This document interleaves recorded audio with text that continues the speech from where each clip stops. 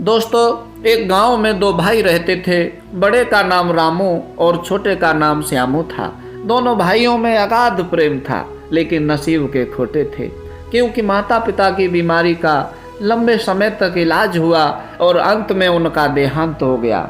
बदनसीबी का आलम ये रहा कि माता पिता का साया उठने से दोनों भाई गरीबी के दलदल में बुरी तरह फंस गए। बड़े भाई रामू की शादी हो चुकी थी और छोटा भाई श्यामू कुंवारा था, जो कक्षा 8 में पढ़ता था। श्यामू रोज स्कूल जाता, स्कूल से आकर पढ़ाई करता। उसके बाद बड़े भाई रामू का हाथ बटाने खेत में चला जाता, लेकिन बड़ा भाई रामू काम कराने के बजाय श्यामू को कुछ देर खेलने के लिए भेज देता। वह बड़ा होने का फर्ज अच्छी तरह समझता था। उसकी सोच थी कि श्यामू अभी छोटा है, उसकी परवरिश में कोई कसर न रहे, ताकि उसे कभी माता पिता की कमी महसूस न हो। परंतु रामू की पत्नी को रामू का खेत में दिन रात काम करना और श्यामू का स्कूल जाना, स्कूल से लौटकर खेलना बिल्कुल पसंद नहीं था। एक दिन इसी बात को लेकर वह अपने पति रामू से लड़ाई करने लगी और श्यामू को अलग करने का प्रस्ताव रख दिया। रामू के लाख समझाने पर भी उसकी पत्नी ने एक नहीं मानी। अपने देवर श्यामू को रोटी देना भी बंद कर दिया। गृह क्लेश के कारण रामू धर्म संकट में पड़ गया। बेचारा करे भी तो क्या करे। एक तरफ पत्नी की नाराजगी और दूसरी तरफ छोटे भाई श्यामू की परवरिश का सवाल। वह श्यामू को पढ़ा लिखा कर गरीबी के दलदल से बाहर निकालना चाहता था। वह नहीं चाहता था कि उसकी तरह उसका छोटा भाई श्यामू मजदूरी करे। इसी सोच विचार में लगभग 1 महीना गुजर गया, परंतु समस्या का कोई उचित समाधान नहीं निकला। नतीजा ये हुआ कि रामू का स्वास्थ्य बिगड़ने लगा। वह बेचैन रहने लगा। हर पल उसके दिमाग में सिर्फ एक ही प्रश्न उठता, श्यामू को न्यारा करने के बाद आखिर उसकी परवरिश कैसे हो पाएगी? वह अपनी पढ़ाई कैसे पूरी करेगा? मेरे अलावा उसका इस संसार में कोई और है भी नहीं। इसी उधेड़ बुन में रामू भयंकर रूप से बीमार हो गया। कई जगह इलाज कराया, परंतु उसकी बीमारी ठीक होने का नाम ही नहीं ले रही थी।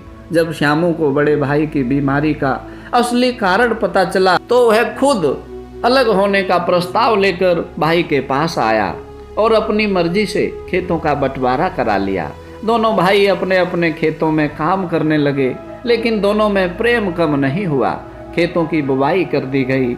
जब फसल की सिंचाई का नंबर आता, तो बड़ा भाई रामू रात में चुपके से उठकर खेत में जाकर छोटे भाई के खेत की सिंचाई कर देता। इसी तरह जब फसल की कटाई का नंबर आता, तो रात में चुपके से जाकर श्यामू के खेत में लगी फसल की कटाई अपने हाथ से करता और अपनी पत्नी को इस बात की कभी भनक भी नहीं लगने दी। इतना ही नहीं, वह अपने खेत में काम निपटाने के बाद गांव के जमींदार के खेत में भी मजदूरी करने चला जाता। वहां से कुछ रुपए बचाकर अपनी पत्नी से छिपकर श्यामू को उसकी कॉपी किताबें और ट्यूशन के लिए देता और कुछ रुपए श्यामू के जेब खर्च के लिए भी देता। और जब भी उसके घर खाने की कोई अच्छी चीज़ बनती, तो वह अपने हिस्से की चीज़ चुपचाप श्यामू को खिला देता। श्यामू अपने बड़े भाई के लाड़ प्यार और समर्पण भाव से बहुत खुश था। वह बड़े भाई का सपना पूरा करने के लिए मन लगाकर पढ़ाई करता। इसी तरह कई वर्ष गुजर गए। श्यामू ने स्नातक की परीक्षा पास कर ली और सेना में भर्ती हो गया। 1 वर्ष बाद ट्रेनिंग पूरी कर जब श्यामू घर लौटा, तो उसने सबसे पहले बड़े भाई का घर, जो घास फूस और मिट्टी से बना था, उसे गिराकर कंक्रीट का आलीशान मकान बना दिया और छुट्टी समाप्त होने पर फिर सेना में चला गया। लगभग 1 वर्ष बाद श्यामू छुट्टी लेकर फिर घर लौटा।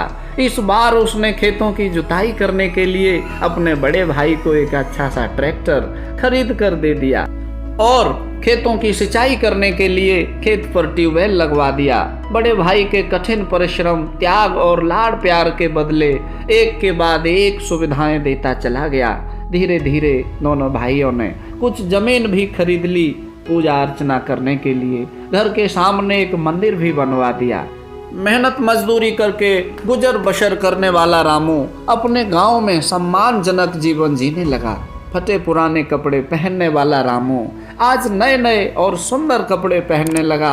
नाते रिश्तेदारियों में पैदल जाने वाला रामू आज कार से चलने लगा। रमुआ कहकर संबोधित करने वाले गांव के लोग आज राम सिंह कहकर बुलाने लगे। यह सब उसकी अच्छी सोच और अच्छे कर्मों का फल था। प्यारे दोस्तों, अच्छी सोच और अच्छे कर्म ही इंसान को तरक्की का रास्ता दिखाते हैं। किसी ने खूब कहा है कि रेगिस्तान भी हरे हो जाते हैं जब अपनों के साथ अपने खड़े हो जाते हैं। प्यारे दोस्तों, यदि कहानी थोड़ी सी भी अच्छी लगी हो तो लाइक, शेयर और सब्सक्राइब करना आपका तहे दिल से शुक्रिया। मिलते हैं एक नई कहानी के साथ।